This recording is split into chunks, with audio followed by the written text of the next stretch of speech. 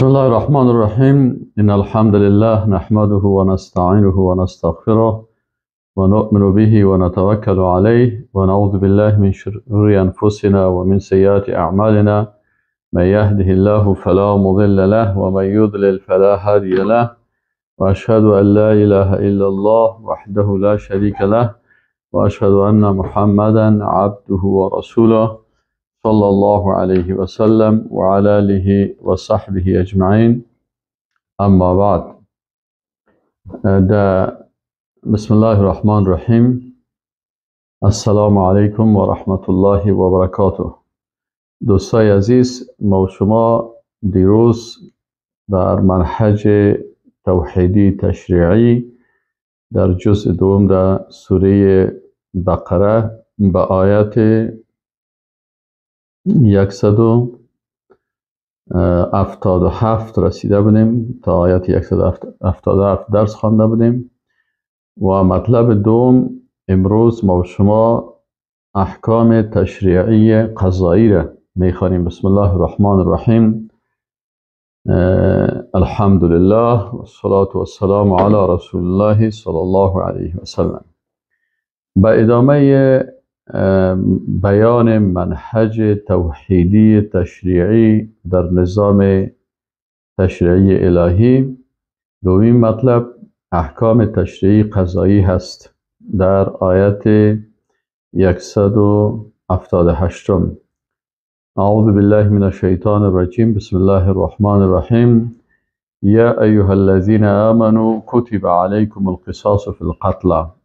یا ایها الذین آمنوا، ای مؤمنان، کتب علیکم القصاص، کتب به معنای فرض، فرض کرده شده، علیکم بالای شما، القصاص یکی از احکام تشریعی قضایی الهی قصاص هست که وقتی یک کسی قتل عمد میکنه و قتلش عمدی هست، خطایی نیست و شبه عمد هم نیست، در قتل عمد اینجا وقت محکمه الهی هست، در محکمه الهی قصاص است.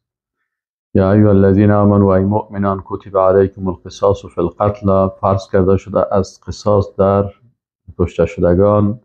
الحر بالحر، اینجا آزاد در مقابل آزاد، و العبد بالعبد، عبد غلام در مقابل غلام، و الانثى بالانثى، خانم در مقابل خانم. فمن عفی له من اخیه، پس هر کسی که عفو کرده شد برای از او، من اخیه، از برادر مؤمنش، یعنی اگر جانب مقابل قاتل عفو کرد، فاتباع بالمعروف، پس مطابقت به معروف میشه، و اداء الیه باحسان، بر از او با احسان و نیکی، اما حقی که باید بر از اونها داده شود ایره باید ادا بکنه. ذالک تخفیف من ربکم، الله متعال میگه یک نوع تخفیف است از جانب پروردگارتان و رحمت است. فمن اعتدى بعد ذلك، پس اگر کسی اعتدا میکنه بعد از از شما، بر از او عذاب دردناک هست. و الله متعال دومین نقطه را بیان میکنه در نظام قضایی اسلام که ارزش قضا هست در جامعه اسلامی. ولکم فی القصاص حیات، و بر شما در قصاص زندگی هست. یا اولی الالباب، ای صاحبان قلب سالم، لعلکم تتقون، در قصاص زندگی هست. یعنی وقتی قصاص میشه، جامعه اسلامی، جامعه که انسان ها در زندگی میکنن، حتی مسلمان ها و غیر مسلمان ها هم در زیر بیرق اسلام زندگی میکنن و شریعت الله اونجا تطبیق میشه. جامعه، این جامعه حیاتش در چی هست؟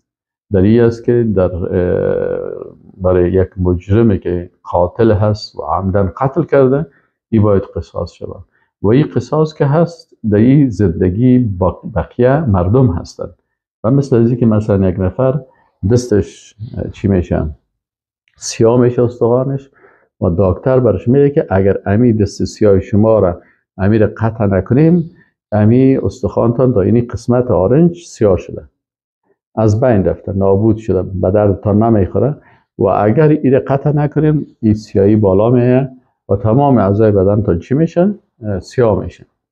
پس اینجا الله متعال برای ما و شما عقل داده و ما و شما میفهمیم. پس امی خود کسی که دستش سیاه شده و استخوانش سیاه شده مریض است، خودش پیشنهاد میکنه که باید چی شوه؟ باید دست ازی قطع شوه.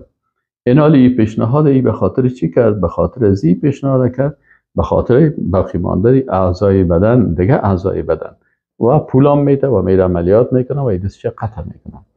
اینمی انسان که از در این جامعه اسلامی مثل چی هستن؟ در جامعه اسلامی مثل کل اعضای بدن وارست. هر فرد، هر انسان در این جامعه مثل چی هست؟ مثل یک عضو بدن از این جامعه هست. این حال اگر این قاتل با جنایت خود سیاه شده، حالا میخوایم که این جامعه حیات خود نرمال پیش ببره، باید این قاتل قصاص شده که دیگرها پند بگیرن و دیگه کسی جرأت امی جنایت نکنه.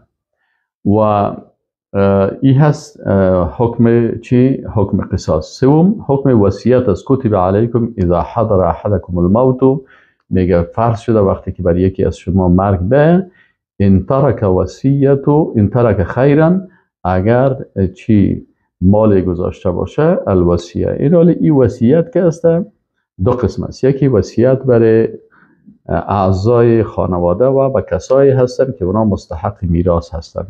از این خاطر علما میگن که این آیت بعد از اینکه آیات میراث نازل شد، حکم از این یعنی وصیت کردن برای چی؟ برای کسایی که از اهل خانواده ازی هستن و برشان حق میراث تعیین شده، برای از اونا باز وصیت نیست. لا وصیت لوارث. رسول الله صلی الله علیه و حدیث گفته که برای وارث وصیت نیست، چرا؟ اونا حقشان از طرف الله تعیین شده. باز میگن دیگه باقی مانده از این کس، یعنی دو بخش داشت، یکی وصیت برای وارث است، یکی به غیر از ورثه. مثلا من فوت کردم، یکی ورثه ایم است که اولادایم و خانم و اینیا کسایی که اینا ورثه هستن، برای از اینا من نمیتونم وصیت بکنم. اما برای دیگرها اگر از مال خود از ثلث مال وصیت میکنم، این حکمش باقی مانده. از این خاطر این آیت علما میگن که حکمش با نزول این آیات منسوخ شده و بعضی علما میگن که نخیر، اذا کان فی نسخ ذلك تنازع بین اهل، امام طبری میگه لم یکن لنا القضاء علیه بانه منسوخ الا بحجه. خب این حال ایره چی میگن؟ فی حالت واحده، یک حالت است. و امام ابن کثیر میگه که اشتملت هذه الآية الكريمة على الأمر بالوصية للوالدين والأقربين وقد كان واجبا على أصح القولين قبل نزول آیات المواريث. فلما نزلت، میگه وقتی که نازل شد امی آیات میراث، یه چی شد؟ نسخت هذه و صارت المواريث المقدره فریضه من الله. او میراث ها چی شدن؟ و علامه ابن کثیر بعضی که قولا رو ذکر میکنن، ولكن على قول هؤلاء لا يسمى هذا نسخا في اصطلاحنا المتأخر لأن آية الميراث إنما وقعت حکم بعض افراد ما دل علیه عموم الآیه. یعنی خلاصه ای که علما به این نظر هستن، علامه ابن کثیر و دیگه علما میگن که این در قسمت چیز منسوخ است، یعنی وصیت به وارثین نمیشه، اما به غیر از وارثین اگر بر بیگانه ها کس چیز از مال خود توصیه میکنن یا از خودیایی که عقل چیز نیستن، میراث خورش نیستن، این حکم بر از اونا باقی است. از او خاطر الله متعال میگه که کتب علیکم اذا حضر، فرض شده بالای شما وقتی که بر کس حضر احدکم الموت، به یکی از شما مرگ برسه، ان ترک خیرا، اگر مال گذاشته است، الوصیت للوالدین والاقربین، وصیت به والدین و اقربین بالمعروف حقا علی المتقین، حق از بالای متقیان. و اینی حکمش برای والدین و برای اقاربی که میراث هستن اینیش منسوخ است، اما بر دیگرها باقی هست. فمن بدله، پس هر کسی که تبدیل بکنه امی وصیت بعد ما سمعه، بعد ذکر میشنوه، فانما اثمه علی الذین یبدلون، گناهش بالای کسایی هست که این وصیت تبدیل میکنه. ان الله سمیع علیم، یقین که الله سمیع و علیم هست، یعنی بسیار شنوا و بسیار عالم است.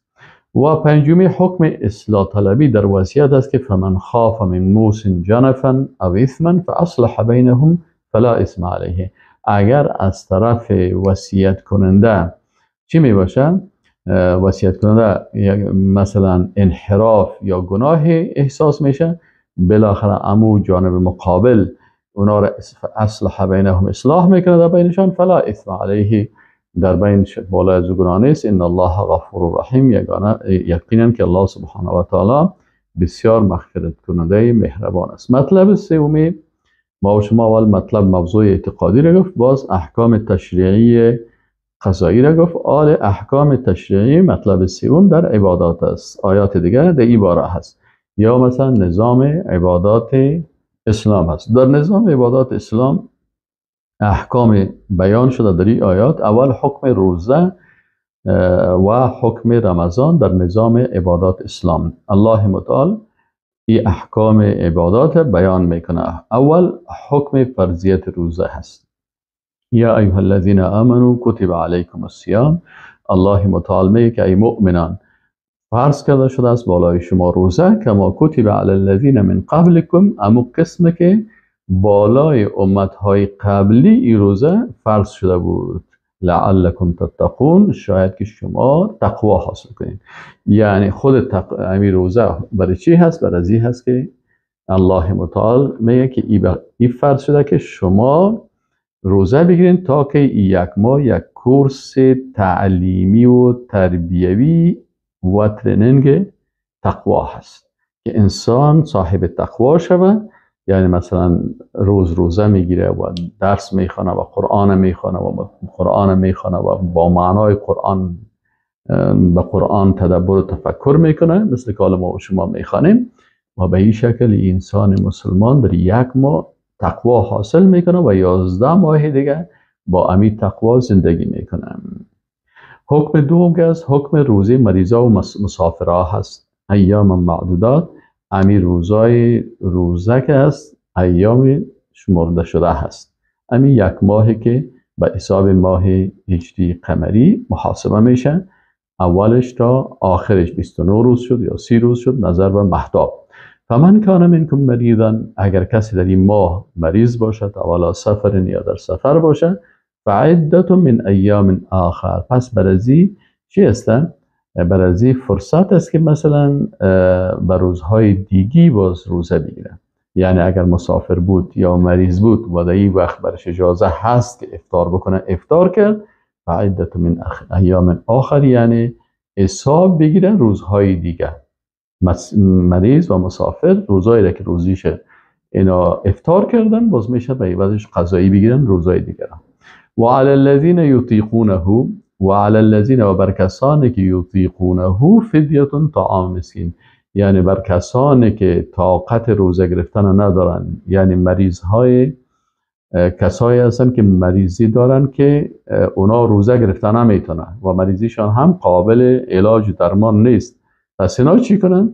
اینا فدیه بتن به طعام مسکین. و یا کسی هست که از نگاه سنی سنش بسیار زیاد شده و نمیتونه که روزه بگیره، یعنی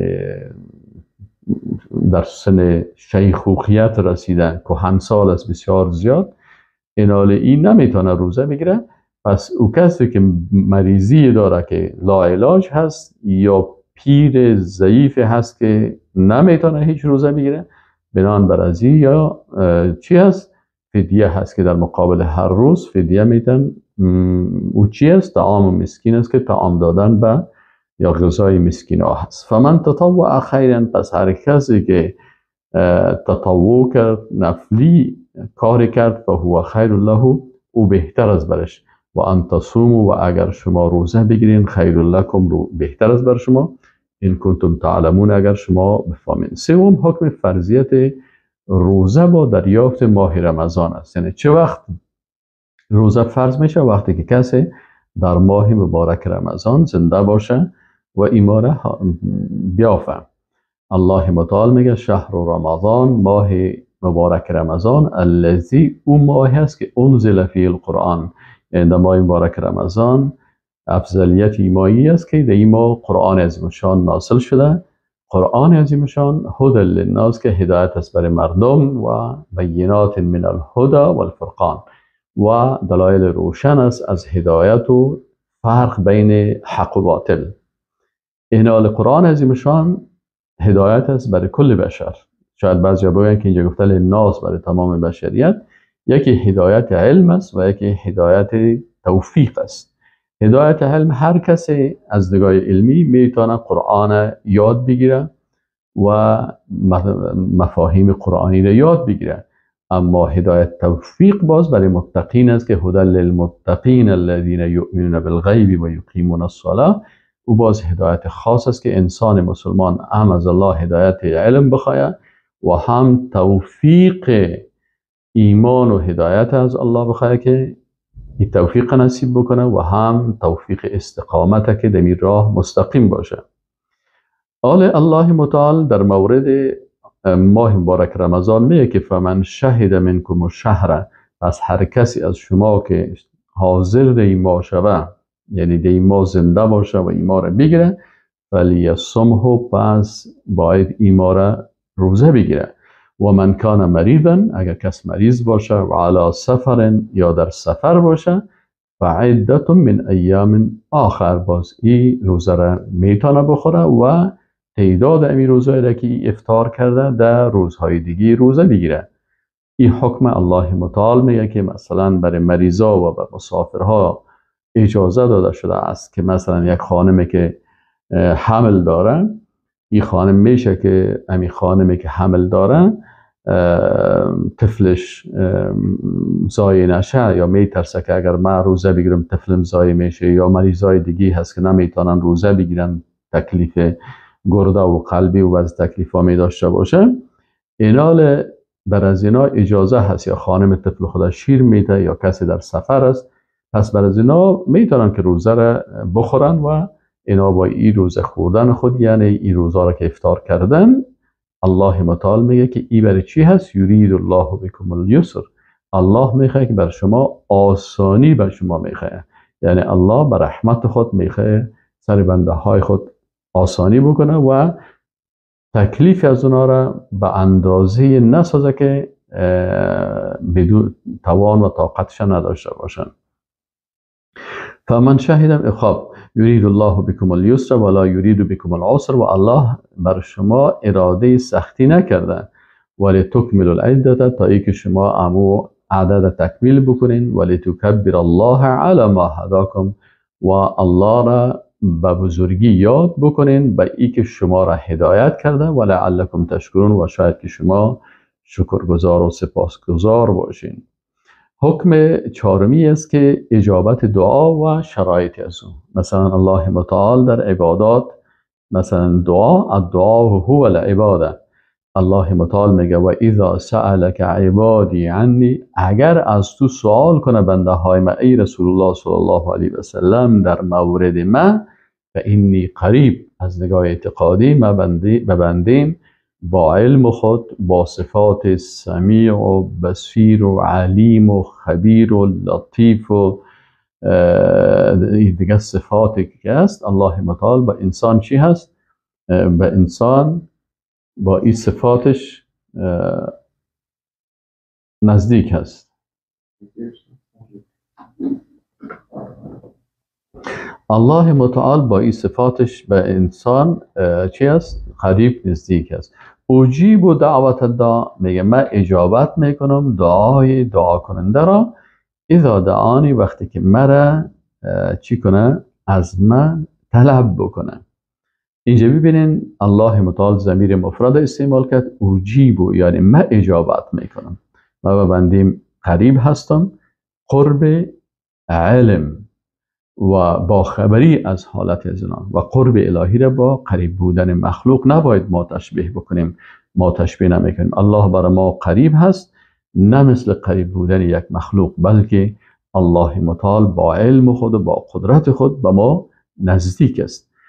و اوجیب اینجا نگفته نوجیب و ما اجابت میکنیم، چرا؟ اینجا موضوع اعتقادی هست. الله متعال میگه که تنها ما اجابت میکنم دعوت دعای دعا کننده را، اذا هنگامی که دعانی، اینجا دعانی یعنی از ما طلب میکنن، فلیستجیبوا لی، پس باید الله متعال میگه که باید این شخصی که از من طلب میکنه اجابت بکنه به احکام من.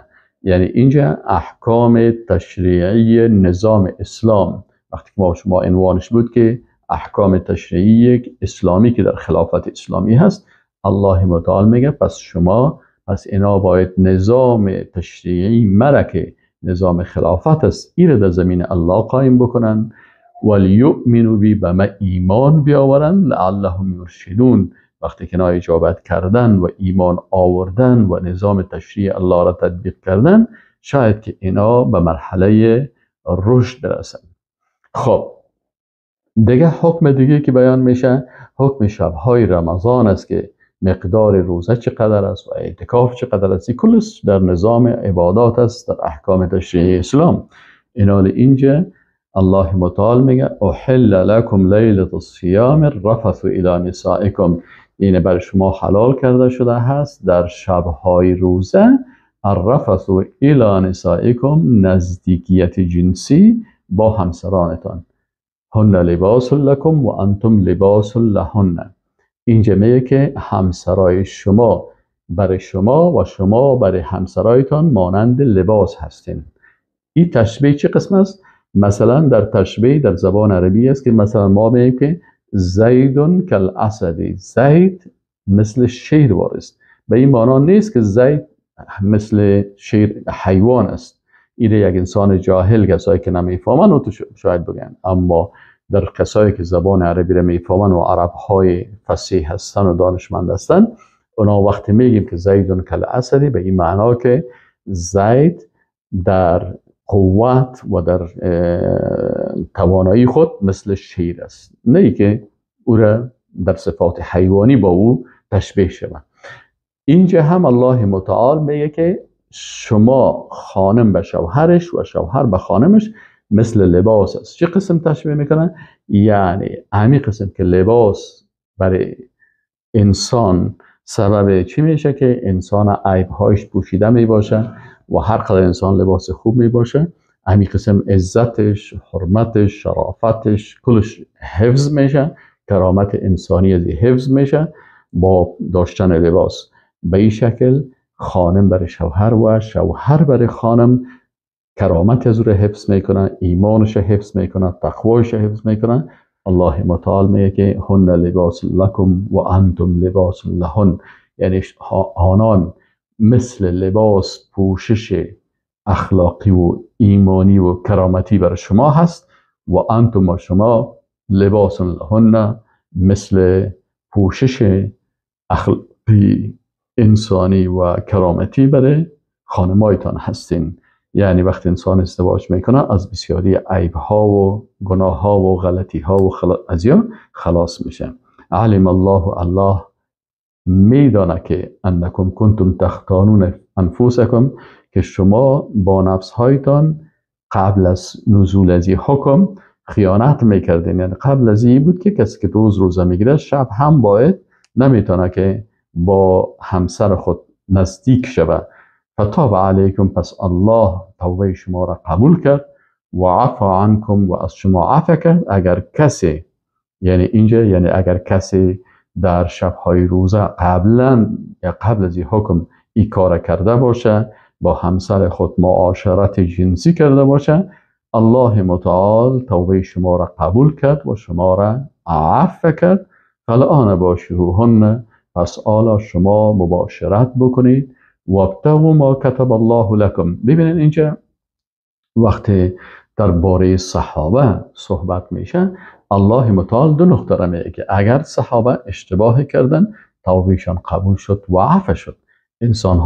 کسایی که صحابه را توبهشان و عفتشان و پاکی از اینا را قبول نمیکنن، به یک آیات کافر میشه، چون الله متعال اگر از اونا کدام خطایی در زندگیشان شده فتاب علیکم، این خطا شده، بله شده، در اونا معصوم، صحابه معصوم نبودن. الله متعال میگه فتاب علیکم، شما توبه کردین، توبهتون قبول شد و عفو عنکم، از شما عفو شد. وقتی که عفو شد الله عفو میکنه. دیگرها کی هستن که بخیزن درباره صحابه نقاط منفی بگه. فالآن باشروهن، حالا اجازه هست شما مباشرت نزدیکی بکنید با همسرتان وابتغوا ما کتب الله لكم و شما طلب بکنید، بجوید و هدف بگیرید آنچه را که الله بر شما نوشته هست. و کلوا و بخورین و اشربوا و بنوشین حتی یتبین لكم الخیط الابید من الخیط الاسود، تا ای که خط سفید شفقداغ یا صبح که میگه امو فجر صادق، صبح صادق طلوع بکنه از خط سیاه، امو خط سفیدی که در آسمان معلوم میشه و علامت صبح هست، صبح صادق من الفجر، صبح صادق. ثم اتموا الصیام الی اللیل، باز شما تمام بکنین روزه را تا به شب. ولا تباشروهن، و شما مباشرت جنسی نکنید با همسرانتان و انتم عاکفون فی المساجد، در حالی که شما در مساجد برای اعتکاف شدین.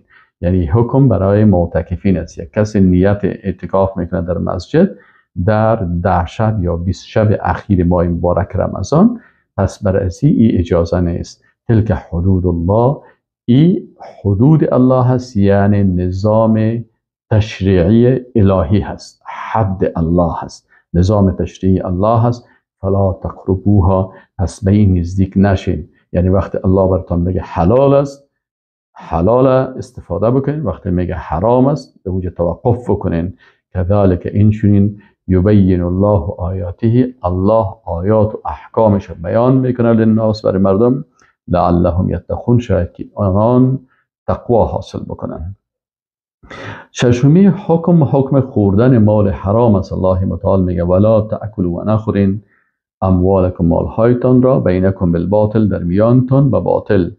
چه قسم به باطل مال خورده میشه؟ و تدلوا بها الی الحکام، که شما بخیزین دلالت و شیطانی و چی بکنین، جاسوسی بکنین برای حاکمان.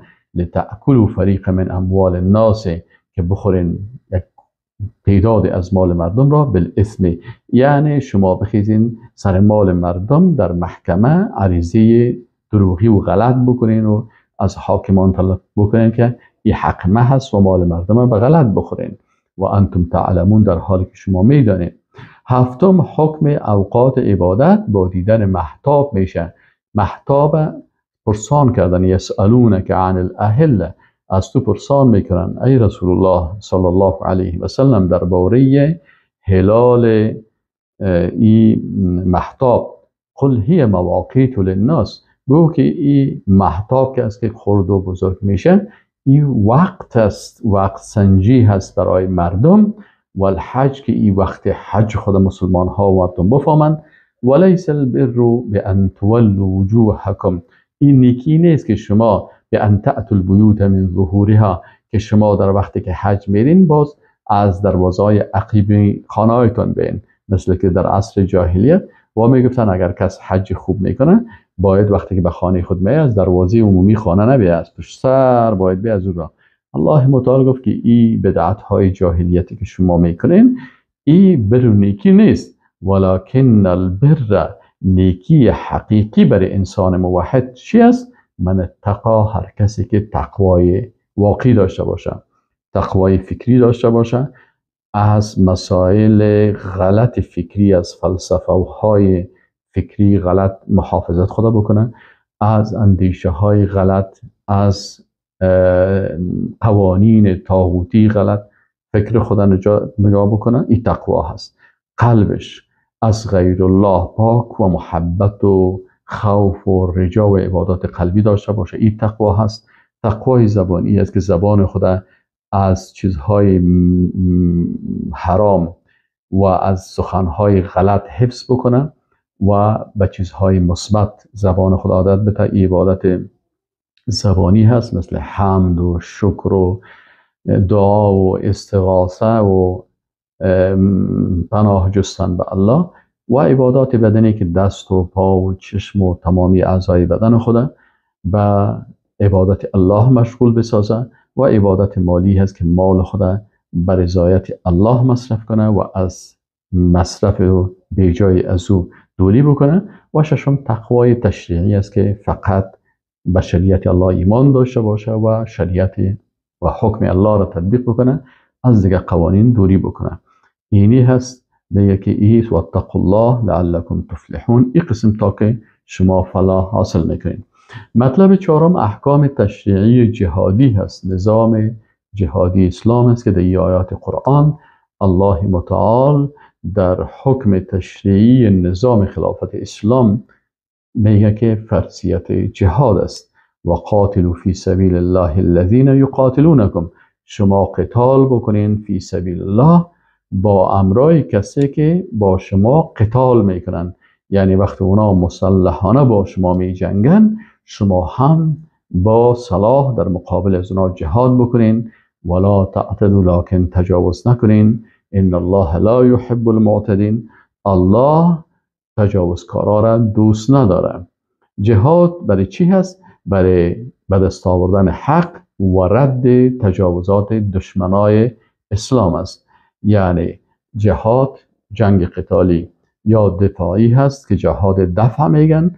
او جهاد دفع کدام یکی است؟ که وقتی کافرها بالای سرزمین مسلمان ها حمله میکرده باشه و قسمت از سرزمین مسلمان ها را میگیره، این جهاد دفع بالای تمام مسلمان ها فرض عین هست. پدر به اجازه فرزند به اجازه پدر به جهاد میره و اینمی قسم هر کسی اینجا باید در جهاد اشتراک بکنه. و حتی 4-5 نفره که اگر یک جای میشن و امیر بالای خود تعیین میکنن و جهاد میکنن، این در جهاد دفع است وقتی که دشمنا بالای سرزمین مسلمان ها حمله کردن. و یکی جهاد هجومی هست که او باز رهبر مسلمان ها به خاطر نشر اسلام از سرزمین خلافت اسلامی به دیگه منطقه ای باز روان میکنه مجاهدین، و ای باز جهاد است که این فرض کفایی هست. این حال بسیاری کساس خلط میکنن بین مفهوم جهاد دفع، جهاد دفاعی و هجومی. جهاد دفع یا دفاعی جهادی است که ای بالای کلگی فرض است، و ای که مثلا پسر از پدر اجازه میگیره او در جهاد چی است؟ در جهادی که فرض کفایی باشه که سرزمین مسلمان ها به دست کافرها نباشه، کافرها حمله نکردن، ولی مسلمان ها به خاطر چی میرن؟ به خاطر انتشار اسلام و وسعت سرزمین مسلمان ها و دعوت به طرف اسلام اینا هجوم میکنن. این باز فرض کفایی هست که اگر یک تعداد را که خلیفه مسلمان ها روان میکنه و دیگران می باشن برای اینا اجازه هست. اما در جهاد دفع یا جهاد دفاعی ای بالای تمام مسلمان ها فرض عین است که کلگی باید خرد و بزرگ، جوان و پیر همه باید در مقابل دشمن باید اینا فرض عین است که انجام بدن تا زمانی که این دشمن از سرزمین مسلمان ها حرکت براین و تجاوز خود ختم بکنن. و این را مسلمان ها میگه که بالای تمام مسلمان ها از زمان سقوط اندلس بالای تمام مسلمان ها جهاد فرض عین شده. از وقتی که کافرها آمدن سرزمین مسلمان ها که اندلس بود، او را از مسلمان ها گرفتن، مسلمان ها را کشتن و مسلمان ها را راندن و آل به نام چی است اندلس نامش تغییر دادن. در اروپا هست و بعد از او هند هم سرزمین مسلمان ها بود که ایره هم گرفتن و بعد از او فلسطین، و به این شکل از همین وقت ها هست عین از زمان سقوط اندلس بالای تمام مسلمان ها جهاد دفاعی فرض عین شده. واقتلوهم حیث ثقفتموهم، و شما اونا را به قتل برسانین. حیث ثقفتموهم، در هر جایی که شما اینا را گرفتین و یافتین. و اخرجوهم، و اونا را بیرون بکنین. من حیث اخرجوکم، از هر جایی که اونا شما را بیرون کردن. والفتنه اشد من القتل، بعضی اوقات اونا انتقاد میکنن که آیا شما قتل میکنین؟ برشان الله متعال میگه که فتنه کفر، اینجا فتنه کفر است، یعنی کفر و شرک این شدیدتر است از قتل کردن. ولا تقاتلوهم عند المسجد الحرام، و امرای از اینا قتال نکنین در پیش مسجد الحرام به خاطر حرمت مسجد الحرام. حتی یقاتلوکم فیه، تا زمانی که اونا با شما در اینجا بجنگن. فان قاتلوکم، از اگر اونا دشمنای الله آمدن در حرم شریف هم با امرای شما جنگیدن، فقتلوهم، باز شما هم اونا را به قتل برسانین. كذلك جزاء الكافرین، همین قسم جزای کافرها هست. فإن انتهوا، اگر اونا باز دست کشیدن از این تجاوز خود، فإن الله غفور رحیم، پس الله متعال بسیار مغفرت کننده و مهربان است. سوم، جهاد برای چی هست؟ برای ختم فتنه کفر و تطبیق تشریع الهی هست، که نظام الهی که الله گفته که اینی جاعل فی الارض خلیفه، که این خلیفه در زمین الله حکم الله را تطبیق میکنه. جهاد برای ختم فتنه کفر و تطبیق تشریع الهی هست. الله متعال میگه و قاتلوهم، و شما با امرای این کافرها جهاد بکنین، حتی لا تکون فتنه، تا این که هیچ کفر باقی نمانن، کافرها باقی نمانن، یعنی قدرت سیاسی به دست کافرها نباشن. اما اگر کافر زنده میمانه، در زیر حاکمیت اسلام زندگی کرده میتونه. اما نظام کفری که اساسش یعنی قانونش قانون کفر است، این باید کاملا محو شود و یکون الدین لله، دین مخصوص الله باشه. دین یعنی قانون تشریعی فقط مخصوص الله باشه و حکم الله تطبیق شود. فإن انتهوا، اگر این کافرها از این جنایت کفر خود که میخواین نظام سیاسی کفری خود بالای مسلمان ها تطبیق بکنن، اگر از این کار دست میبردارن و در سرزمین مسلمان ها زیر حکم شریعت الله زندگی میکنن، فلا عدوان الا علی الظالمین، پس تجاوز نیست مگر بر ظالما. چهارم، احترام حرمت در مقابل احترام جانب مقابل و حمله بر آنان جواب مثل به آنان است. ما حرمت، الله متعال میگه که الشهر الحرام و بالشهر الحرام، درست است ماهای حرام که در این وقت قتال نمیشد، اینا قتال نمیشه در صورتی است که وقتی در ماه حرام ما احترام کردیم، شما هم احترام بگذارین. و الحرمات و قصاص، در مقابل حرمت شکنی باز قصاص است. وقتی شما در ماه حرام حمله کردین، مسلمان ها در مقابل با شما می جنگند. فمن اعتدى علیکم، الله متعال میگه هر کسی که بالای شما تجاوز کرد، فاعتدوا علیه، پس شما هم بالایشان حمله بکنین، به مثل ما اعتدى علیکم، همون قسمه که بالای شما اعتدا و تجاوز حمله کردن. واتقوا الله، لکن ای مجاهدین از الله بترسین، واعلموا، و بدانید که ان الله مع المتقین، الله به امرای متقیان است. حمله و قتال با امرای کسایی هست که اونا بر ضد شما حمله و قتال میکنن.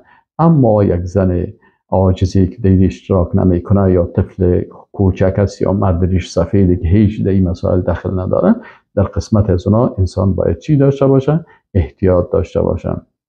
چهارم، اما اگر ریش سفیدی که خودش سهم داره در این جنگ یا در جاسوسی سهم میگیره، و یا مثلا در کمک های مادی و مالی و یا هم سلاح رساندن و امکانات و یا تشویق، احیان بعضی ریش سفیدا هستن که مثلا در صهیونستا، ببین یک صهیونست پیر هست 80-90 ساله که او را اگر مسلمان ها بگیره، او را نمیکشن، لکن او را ببینن که میخیزه و عسکرها را بغل میکنه و رویشان ماچ میکنه و او را چی میکنه که شما بخیزین، تشویق میکنن که بخیزین قتل بکنین و بکشین.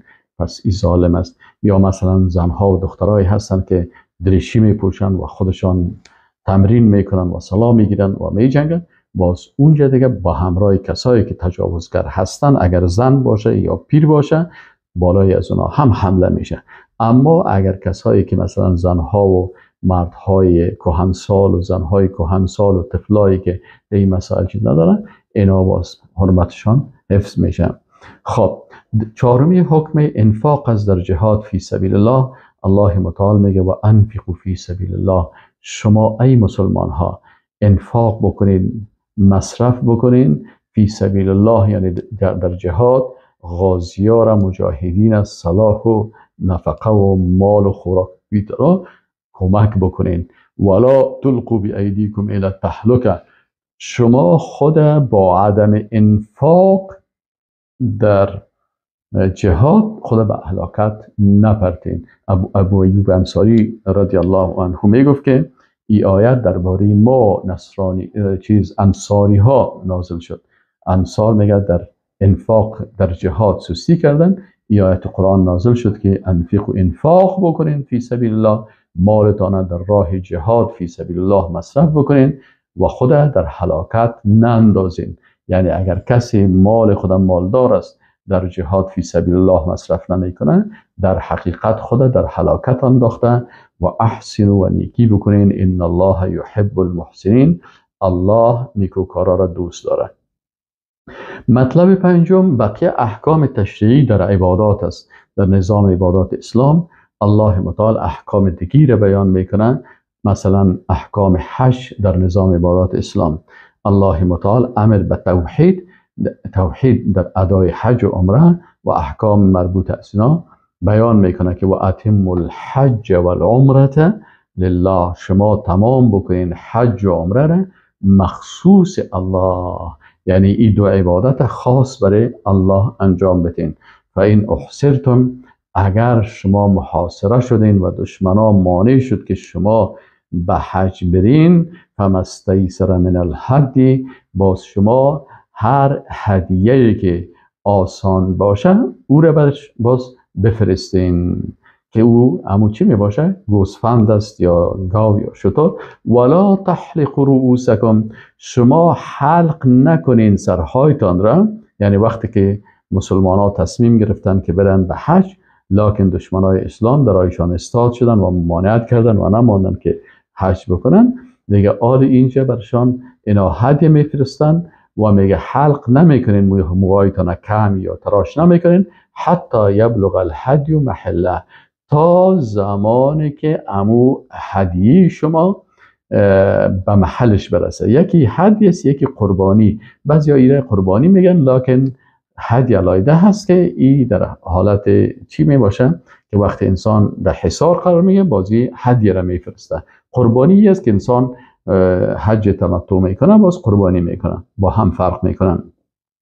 فمن کان منکم مریضا، پس هر کسی از شما مریض باشه، او به اذى من رأسه، یا مثلا زخم در سرش داشته باشه و باز همین موی خود مجبور شود در این وقت محاصره پیش از اینکه حجش برسه این موی خود کل بکنه یا سر خود تراش بکنه، فدیتون، باز این شخص فدیه بده من صیام، فدیه از باز چی است که یا روزه هست یا صدقه هست یا نسک است یا ذبح حیوان است. فاذا امنتم، پس وقتی که شما در امنیت بودین یعنی نرمال به حج رفتن می توانستین، فمن تمتع بالعمره، پس هر کسی که حج تمتع کرد. حج تمتعی است که اول انسان وقتی که به حج رسید عمره میکنه، بعد از عمرش بالعمره الی الحج عمره میکنه به حج، و وقتی که عمره کرد باز پس لباسهای خود میکشه، خود از احرام خلاص میکنه، باز دمونجا میباشه تا در مکه مکرمه، تا زمانی که چی شوه؟ تا زمانی که امو اشتم ذوالحجه بیایه و باز بالاخره به طرف مراسم فرضی حج شروع شوه. این حال کسی که حج تمتع میکنه باز برزی هم چی است؟ فما استیسر من الهدی، ای هم باید هدیه بده. فمن لم یجد، اگر کس حج نیافت باز چی کنه؟ فصیام ثلاثه ایام فی الحج، 3 روز باز در حج روزه بگیره، و 7 اذا رجعتم، و 7 روز وقتی که باز به خانه خود رجوع میکنه، تلک 10 کامله، این 10 روز روزی کامل است برای کسی که ذالک، ولی ایش قانون برای کسی هست این حکم لمن لم یکن اهله حاضر المسجد الحرام، برای کسایی که اهل ازی ساکنین مسجد الحرام و اطرافش نباشن، یعنی به کسای دیگه است که از بیرون آمدن و میخواین اینجا حج بکنن. و اتقوا الله، و شما از الله بترسین و علموا و بدانین که ان الله شدید العقاب، یقینا که الله سخت عقوبت کننده هست. تعیین وقت حج و احکام اخلاقی حج، یعنی در هر عبادت اخلاق باید در پالوی از باشه. احکام وقت حج تعیین میشه که چه وقت است؟ الحج و اشهر معلومات، الله میگه که حج ماهای معلوم دار داره که ذوالحجه و ذوالقعده در این ماه خاص خود است. فمن فرض فیهن الحج، پس هر کسی که فرض کرد در همین ماهای دقیقی که ما و شما مثلا میریم که این ماه حج است، هر کسی که باز بالای خود حج لازم گردانید، یعنی حج سرش فرض شده بود، نیت کرد و حرکت به حج کرد، حالا میخواد حج بکنه، پس اینجا این مسائل اخلاقی را در نظر داشته باشه. فلا رفث، مباشرت و نزدیکی جنسی و سخنهای شهوانی نگوید. ولا فسوق و فسق، یعنی سخنهای فاسقانه و سخنهای غلط و غیبت و دروغ و جنگ و این سخنها را در جریان که در حج نکنه. ولا جدال و جدالها و جنگ و قال مقاله ایره در حج باید نکنه. این مسائل اخلاقی را باید در نظر داشته باشه. و ما تفعلوا من خیر، و هر چیزی که شما از نیکی را میکنین یعلمه الله، الله او را میدانه. و تزودوا، و شما باید با همراهتان توشه بگیرین، یعنی توشه اخلاقی، توشه مالی، توشه اقتصادی و توشه تقوا. این توشه ها را با خود بگیرین. یعنی وقتی انسان به طرف حج میره باید ایمان خوب داشته باشه، تقوای خوب داشته باشه، از گناه های خود توبه بکنه، مصارف فامیل و مصارف حج خود داشته باشه. فإن خیر الزاد التقوا، لکن بهترین توشه چی است؟ تقوا هست. و اتقونی، الله متعال میگه از من بترسین، یا اولی الالباب، ای کسانی که صاحب قلب سلیم هستین. سوم حکم تجارت در حج است و ذکر کردن الله در هنگام رفتن از ساحه عرفات به مزدلفه و به خصوص در مشعر الحرام. الله متعال میگه لیس علیکم جناح ان تبتغوا فضلا من ربکم، بالای شما گناه نیست که وقتی به حج فرضی میرین، شما به حج میرین، در جریان حج شما تجارت هم بکنین. یعنی کسی حج میره، خب مراسم فرضی حج خود ادا میکنه، میتونه که مثلا این حاجی تجارت هم بکنه، با خود مال تجارتی ببره یا مال تجارتی با امرای خود بیاره. این کدام ممانعت نداره. فاذا افضتم من عرفات، وقتی که شما رفتین از عرفات حرکت کردین، روز عرفه انسان در عرفات میباشه و عبادت میکنه و طاعت میکنه. پس وقتی که حرکت میکنن حاجی ها بعد از مغرب روز عرفه، وقتی که شام آذان داد نماز شام نمیخوانن، از اینجا حرکت میکنن. فذکر الله عند المسجد الحرام، باز اینا یاد میکنن الله را، یاد کنین الله را در پیش مسجد الحرام. یعنی نماز شام و نماز خفتن یک جای جمع میشن و جمع تأخیر، جمع دو نماز. مثلا ما شما مثلا بعضی اوقات پیشین دیگر و بعضی اوقات شام و خفتن با هم جمع میشن. در اینجا که از نماز شام در اینجا نمیخوانن، شام که غروب شد، در این وقت غروب آفتاب باید از حج از عرفات حرکت میکنن، میان به طرف مزدلفه. مشعر الحرام، مسجد مشعر الحرام در کجا هست؟ در مزدلفه هست. پس اینال نماز شام خود نخوانده بود، در کجا میرسه؟ وقتی که حرکت کرد به مزدلفه رسید، نماز شام و خفتن اردویشان جمع میکنن. این جمع تأخیر میگن، یعنی از وقت شام تأخیر شد. و نماز پیشین جمع تقدیم کرده بودن، چون نماز پیشین دیگر یک جای در کجا میخوانن؟ در مسجد نمیره در ساحه عرفات میخوانن که او اول نماز پیشین خوانده میشه و بعد از نماز پیشین باز نماز دیگر اردوش یک جای خوانده میشه. وقتی که یک جای خوانده میشه این نماز جمع میگن. اگر نماز پیشین دیگر در وقت نماز پیشین خوانین، باز این جمع تقدیم میگن. و اگر نماز در حالا که در شام و خفتن در وقت خفتن در مزدلفه در مشعر الحرام میخوان، این جمع چی میگن؟ جمع تأخیر میگن. پس اینجا الله متعال میگه که فذکر الله، پس یاد کنین و عبادت کنین الله را در مشعر الحرام، و اذکروه و یاد کنین الله را کما هداکم، یعنی امو قسم الله را عبادت و ذکر میکنین. یعنی ذکر کلمه است که عام شامل میشه، در ذکر دعا، عبادت، نماز، تلاوت قرآن، اینا کلش در ذکر داخل میشن. اینا میگه کما هداکم، امو قسم که شما را هدایت کرده. و این کنتم من قبله لمن الضالین، اگرچه قبل از شما از جمله گمراه ها بودین. چهارمی حکم رفتن از مزدلفه به منی هست. آل حاجی بعد از که مثلا شب در مزدلفه سپری کردن، روز عرفه شامش که از شام غروب شد حرکت میشن. از کجا؟ از عرفات به طرف مزدلفه. شب در کجا می باشن؟ شب در مزدلفه می باشن. نماز خفتن، شام خفتن در مشعر الحرام خواندن، نماز صبح هم در جماعت در مزدلفه می خوانند. وقتی که آفتاب طلوع کرد، حاجی ها حرکت میکنن به طرف کجا؟ طرف منا میرن که باز در منا چی هست؟ جمرات است. ثم افیدوا، باز حرکت بکنین، من حیث افاض الناس، همون قسم که مردم ها حرکت کردن، یعنی از مزدلفه به طرف منا برای جمرات و برای قربانی و اینا. اینال و استغفر الله، در این وقت هم شما به الله از الله مغفرت بخواین. ان الله غفور رحیم، یقینا که الله بسیار مغفرت کننده گناه ها و بسیار مهربان است. حکم ذکر و عبادت بعد از ادای مناسک حج. بعد از مناسک حج چی میشه؟ فاذا قضیتم مناسککم، وقتی که مناسک حج ادا کردین، قضیتم یعنی ادا کردین مناسک حج را، فاذکروا الله، همین قسم الله را انوز هم عبادت و ذکر بکنین، که ذکرکم آباءکم، همون قسمی که پدرایتان را یاد میکردین. یعنی در عصر جاهلیت مردم زیاد باز توصیف پدرها را میکردن و افتخار به پدرای خود میکردن. حالی که شما مؤمن موحد هستین، از این تعصبات و پدر پرستی و رواج پرستی دور شوین، همون قسم الله را یاد بکنین که قبلا در جاهلیت پدرایتان یاد میکردن. حالا فعلا فقط ذکر و یاد الله را بکنین، او اشد ذکر، یا از او که هم زیادتر ذکر الله را بکنین.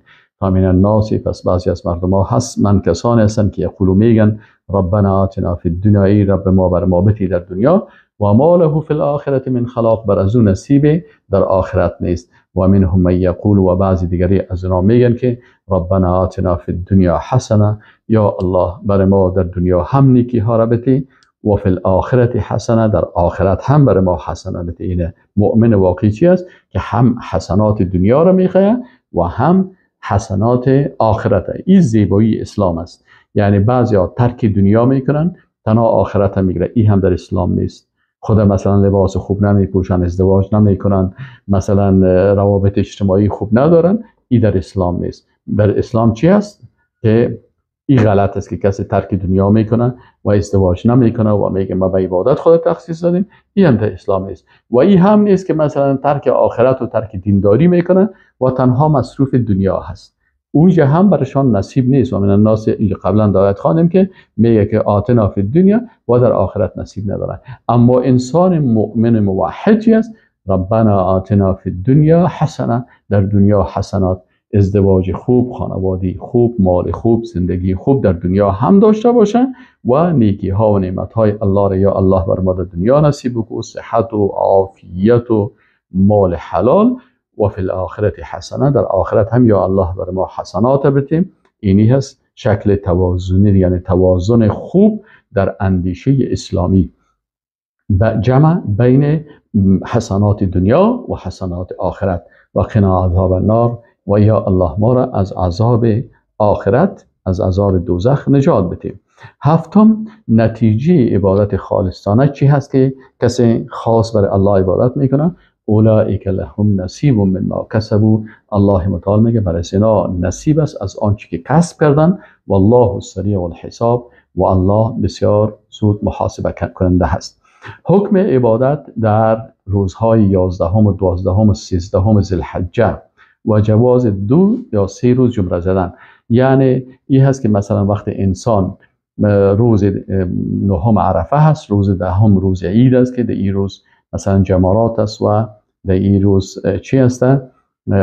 وقتی که جمرات زدن، اینال بعد از این انسان مسلمان 2 روز دیگه جمره میزنن یا 3 روز دیگه جمره میزنن، اینجا جایز است. الله متعال میگه واذکر الله، و شما یاد کنین الله را فی ایام معدودات، در روزهای حساب کرده شده.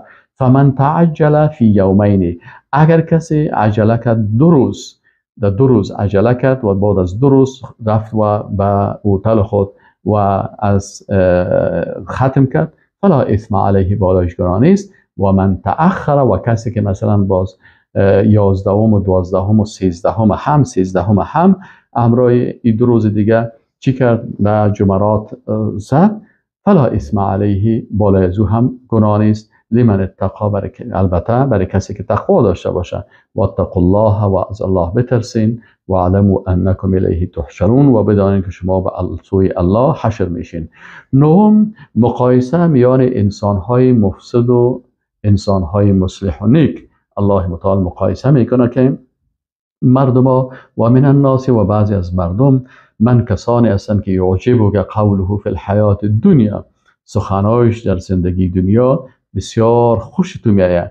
و یشهد الله علی ما فی قلبه، و الله را شاهد میگردانه به آنچه در قلبش است. و هو الد الخصام، این بسیار سرسخت دشمن هست، دشمن مسلمان ها هست. و اذا تولا، چی صفت داره این انسان مفسد؟ اذا تولا فی الارض، و اذا تولا، وقتی که رو گشتان از مجلس شما رفت، سعی فی الارض، سعی میکنه در زمین، لیفسد فیها، در زمین فسادکاری بکنه. و یهلک الحرث و النسل، و هلاک بکنه امو زمین ها را و نسل حیوانات را. والله لا یحب الفساد، الله فساد دوست نداره. و اذا قیل له اتق الله، وقتی برش گفته شود که از الله بترس، اخذته العزة بالاثم، باز این بسیار تکبر رو به خود عزت میده با گناه. فحسبه جهنم، الله متعال میگه کافی است برای عذاب جهنم. ولبئس المهاد، و بسیار جای خراب است جهنم. و من الناس من یشری نفسه ابتغاء مرضات الله، بعضی کسای مؤمنین موحدین هستند که نفس خود میفروشند به خاطر به دست آوردن رضایت الله. والله رؤوف بالعباد، و الله بسیار مهربان است به بنده هاش. دهم، حکم داخل شدن کامل به اسلام و تسلیمی کامل. یعنی انسان، الله حکم میکنه که باید شما تمام نظام های اسلام، تمام احکام اسلام که الاسلام و بدون الایمان و بدون و 70 شعبه، 70 و چند شعبه هست، باید کل از اینا رو بگین. الله متعال میگه یا ایها الذین آمنوا، ای مؤمنان، ادخلوا فی السلم کافه، داخل شوین در اسلام به شکل کافه، مکمل باید مسلمان باشی. یعنی کافه چی مانا؟ که تمام احکام اسلام بگیری. این قسم نه که مثلا احکامی که خوشت نه، مثلا حج سفر از خوب، سفر خوب است و خوراک است و راحت است و مثلا طیاره هست و است، این خوش داشته باشی و مثلا نماز بخوانی چی است. اما دیگه احکام اسلام که مثلا موالات مؤمنین و دشمنی با دشمنای اسلام و کفر به طاغوت و مثلا جهاد در مقابل دشمنای اسلام و مبارزه به خاطر احیای نظام اسلام، بازی ها را ترک بکنی. الله میگه این قسم دینداری قبول نمیشه. یا ایها الذین آمنوا، ای مؤمنان، شما که مؤمن واقعی هستین، ادخلوا فی السلم کافه، در اسلام به شکل کامل داخل شوین. ولا تتبعوا خطوات شیطان، از گام ها و برنامه هایی که شیطان های انسانی و جنی ساخته‌اند از این متابعت نکنین، در غیر از او شما را کافر و بیدین میسازن. انه لکم عدو مبین، شیطان بر شما دشمن آشکارا هست. فان زللتم من بعد ما جاءتکم البینات، اگر بعد از آمدن دلایل واضح منحرف شدین و لغزش کردین، فاعلموا، پس بدانید که ان الله کس، یقینا که الله عزیز، ذات عزتمند غالب است، حکیم، ذات حاکم با حکمت است که هم در دنیا و هم در آخرت هم حکم میکنه و هم قضاوت و فیصله میکنه. 11، مطالبات بیدینان با وجود فیصله الهی. بیدینان چی میگن؟ هل ینظرون، آیا اینا منتظر هزی هستن، انتظار میکنن الا ان یأتیهم الله فی ظلل من الغمام، یا ای که مثلا الله بر زنا بیایه در چی؟ در سایبان های از ابرها و ملائکه و ملائکه بیاین و قضی الامر. الله متعال میگه فیصله شده. این تقاضا و انتظارای از اینا این غلط است که اینا میخواین تقاضاهای بیشتر داشته باشن که الله را ببینه و الله برشان به و ملائکه برشان به. این فیصله شده که الله متعال باید انسان به الله و به ملائکه و به آخرت و به عرش و به لوح و به قلم و اینا به غیب ایمان داشته باشه. الذین یؤمنون بالغیب، و کسایی که دلایل مادی میخواین به شکل مادی مسائل مطرح بکنن، غیبیات رو میخواین که با چشم خود ببینن، الله میگه و قضی الامر، امر فیصله شده و الی الله ترجع الامور، به طرف الله رجوع امور میشن. و 12 جزای ناسپاسی را الله بیان میکنه، میگه که سل بنی اسرائیل، بپرس از بنی اسرائیل، کم آتیناهم من آیت بینه، چقدر برشان معجزات روشن دادیم. انسانی که کافر باشه و کفر اختیار بکنه هزاران معجزه هم برش بازم قبول نمیکنه. برای بنی اسرائیل بسیار معجزات آمده بود، حتی آب خون میگشت. وقتی که فرعونی ها آب میگرفتن بر از اونا خون میآمد. کسایی که ایمان داشتن اونا آب میگرفتن برشان آب بود. بنی اسرائیل به چشم خود میدیدن مثلا بسیار معجزه هایی که به موسی علیه السلام داده شد، لکن با وجود از کافر شدن. الله متعال میگه از اینا پرسان کو چقدر برای از اینا چی داده شده بود، آیات و چقدر معجزات برای از اینا داده شده بود. و من یبدل نعمت الله، هر کسی که نعمت الله را تبدیل میکنه من بعد ما جاءته، بعد از اینکه بر از این نعمت آمد، فان الله شدید العقاب، الله سخت عقوبت کننده هست. 13 مقایسه مؤمنان و کافران است. زین للذین کفروا الحیات الدنیا، زینت داده شده برای کسایی که کافر هستند زندگی دنیا. و یسخرون، این کافرها چی عادت دارن؟ مسخرگی میکنن من الذین آمنوا، بالای مؤمنا، و الذین اتقوا، و کسانی که با تقوا هستند، فوقهم یوم القیامه، بالای از اینا می باشند در روز قیامت. و این کافرای متکبر زیر قدم ها اما تو ذلیل میشن. والله یرزق من یشاء بغیر حساب، الله هر کسی را که بخواد بدون حساب رزق و روزی میده.